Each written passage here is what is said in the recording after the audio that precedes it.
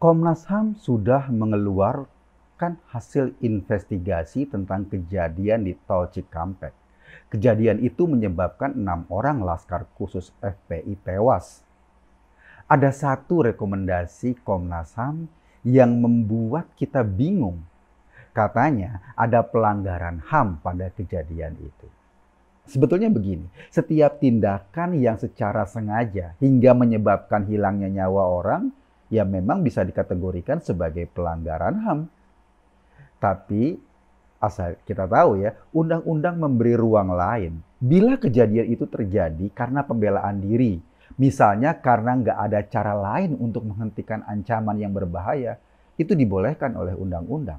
Apalagi pihak yang melakukan adalah kepolisian yang di pundaknya diletakkan tanggung jawab keselamatan masyarakat. Masa orang menembak polisi terus hanya dibalas dengan pantun? Kan nggak lucu. Dasar investigasi Komnas HAM sejak awal udah jelas. Mereka melakukan investigasi berdasarkan pada Undang-Undang Nomor 39 Tahun 99. Artinya penyelidikan dilakukan bukan atas asumsi pelanggaran HAM berat. Penyelidikan berdasarkan Undang-Undang 3999 itu juga hasilnya hanya rekomendasi. Soal rekomendasinya itu nanti akan dilanjutkan atau tidak, ya tergantung. Kalau cukup bukti, ya dilanjutkan. Kalau enggak, ya sudah. Jadi kalau kejadian itu dianggap pelanggaran HAM berat, maka dasar penyelidikannya bukan Undang-Undang Nomor 39, tapi Undang-Undang Nomor 26 Tahun 2000. Hasil dari penyelidikan Undang-Undang Nomor 26 itu wajib dilanjutkan di persidangan. Sementara itu FPI melalui juru bicaranya Munarman pagi-pagi udah teriak, ini adalah pembunuhan. Bahkan ia sesumbar anggota FPI nggak pernah bawa senjata. Siapa yang percaya omongannya Munarman? Kita ingat saat dia dialog di TV, emang Munarman waktu itu nggak bawa senjata, tapi ia bisa menjadikan teh panas yang disuguhkan sebagai senjata untuk diseblokin ke lawan bicaranya. Perilaku di depan TV saat siaran langsung itu sekedar gambaran. Munarman sedang menunjukkan begitulah perilaku FPI. Mereka agak kebiadab-biadaban emang. Itu perilaku Munarman di depan studio loh. Acara siaran langsung. Terus apalagi orang-orang FPI yang disematkan atribut sebagai Laskar Khusus. Sudah Laskar Khusus pula. Terus siapa yang percaya mereka nggak bawa senjata? Siapa yang percaya Laskar Khusus itu kemana-mana cuma bawa peniti yang digunakan buat ngiket resletingnya yang udah dol? Kan nggak mungkin. Atau Laskar Khusus itu kemana-mana bawanya pistol air buat main basah-basahan sama Rizik. Aneh-aneh aja. Nah, hasil investigasi Komnas HAM sendiri menunjukkan keberadaan senjata tersebut dibawa oleh Laskar Khusus. Ada 2 pucuk senjata api ditemukan. Bukan hanya senjata api, parang, celurit, tongkat kayu sejenis tombak juga ditemukan. Pertanyaannya, buat apa senjata-senjata itu? Nah, dalam peristiwa di Jalan Tol Cikampek kemarin, senjata itu digunakan untuk menyerang petugas.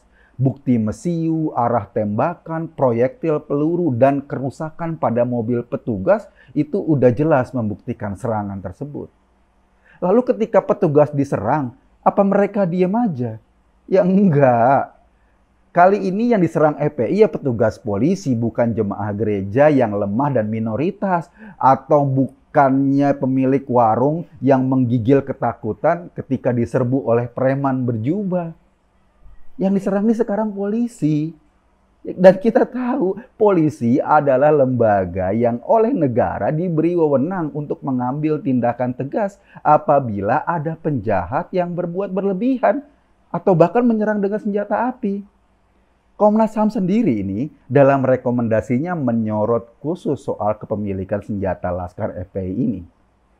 Mereka meminta aparat mengusut soal senjata tersebut, dari mana asalnya, siapa pemasoknya, dan siapa yang memberikan senjata-senjata itu pada Laskar. Emang Karena Rizik adalah tersangka kasus kerumunan waktu itu ya, yang berapa kali dipanggil mangkir, petugas memutuskan untuk mengikuti jejaknya. Jangan sampai Rizik kabur lagi ke Saudi kayak kemarin.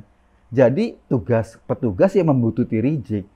Tapi dasar orang pengecut, Rizik kemana-mana selalu didampingi bodyguardnya. Kita tahu dari obrolan via voice note yang beredar, para pengawal Rizik itu juga tahu bahwa mereka dibuntuti oleh petugas. Kita juga tahu mereka berencana untuk menghadang petugas. Bahkan obrolannya disuruh menabrak mobil petugas. Maksudnya mungkin kayak film-film Hollywood gitu loh, tabrak-tabrakan. Ada satu kondisi di mana sebetulnya mobil petugas tuh udah ketinggalan jauh. Tapi mereka sengaja nungguin. Pertanyaannya, kenapa mereka sengaja nungguin? Kalau saja mereka nggak nungguin, kata komisioner Komnas HAM, nggak akan terjadi peristiwa itu. Nah, ini yang menjadi konsen kita. Begini, kenapa mereka nungguin? Mereka punya pistol, mereka punya pedang, punya celurit. Mereka menunggu itu untuk menyerang petugas. Kalau sikap sok jago itu mereka mati, ya wajar. Mereka emang punya pistol, tapi kan belum tentu bisa nembak. Wong nembak cewek aja sering ditolak. Meskipun mereka laskar khusus, ketika mendengar letusan senjata misalnya dari tangannya sendiri, mungkin mereka spontan teriak, bangun-bangun makan nasi pakai garam. Kaget. Sementara yang mereka lawan, yang pengen mereka persekusi itu adalah petugas kepolisian. Para petugas ini adalah orang-orang yang terlatih.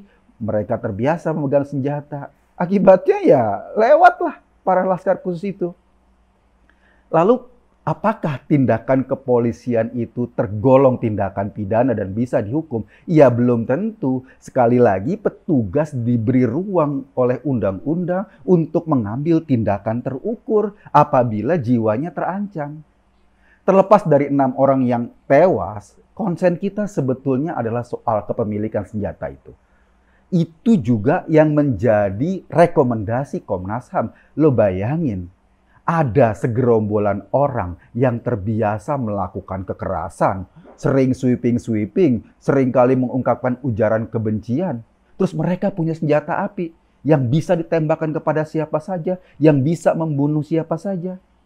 Belum lagi ditambah kalau kita mendengar ceramah-ceramah provokatif dari junjungannya. Dengan ancaman leher putus dan sebagainya. Ini mengerikan sekali. Lebih mengerikan dibanding kalau kita nonton film Annabelle sendirian di rumah. Kayaknya persoalan senjata ini yang mesti menjadi titik fokus pengembangan kasus ini selanjutnya. Ada maksud jahat di sana. Jangan malah mereka main playing victim seolah 6 orang itu korban. Karena hasil Komnas HAM sudah jelas ada penyerangan dari laskar khusus kepada petugas dan petugasnya membela diri. Kita nggak tahu. Selain 2 senjata ilegal yang kemarin ditemukan di jalan pada kasus itu, sebetulnya ada nggak sih senjata-senjata lain yang diberikan atau dipersenjatai buat laskar khusus ini? Nah, ini bahaya dan polisi harus membongkarnya. Kenapa? Kita tahu orientasi gerombolan mereka. Kita tahu perilaku mereka. Kalau mereka punya senjata dan senjatanya itu digunakan untuk menghalangi atau melukai mereka-mereka yang dianggap tidak sesuai dengan paham-paham FPI, tidak sesuai dengan apa yang diinginkan FPI, kan sangat bahaya. Kita jelas sebagai masyarakat butuh adem, butuh suasana damai. Jadi gerombolan-gerombolan ini harus terus-menerus dibongkar.